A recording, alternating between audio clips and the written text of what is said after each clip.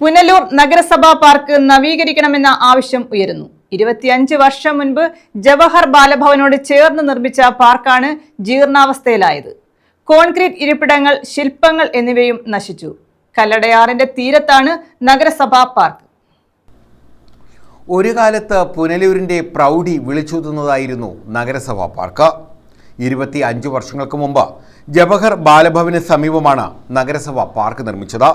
പാർക്കിലെ കോൺക്രീറ്റ് ഇരിപ്പിടങ്ങൾ തകർന്നു തുടങ്ങി, ശില്പങ്ങളും നശിച്ചു. കുട്ടികൾക്ക് വിനോദത്തിനായി കൊണ്ടുവന്ന ഉപകരണങ്ങൾ പൂർണ്ണമായും തുരുമ്പെടുത്തു.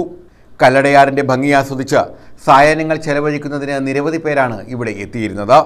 ഒരു കാലത്ത് പ്രൗഢിയോടെ നിലനിന്ന പാർക്കാണ് ഇപ്പോൾ ജീർണാവസ്ഥയിലെത്തിയത്. എന്നിട്ടും നവീകരിക്കാൻ ആവശ്യമായ നടപടി നഗരസഭ സ്വീകരിച്ചില്ല. ഇതിനെതിരെ ജനങ്ങളിൽ പ്രതിഷേധവും ഉയർന്നിട്ടുണ്ട്. News bureau, Punalur.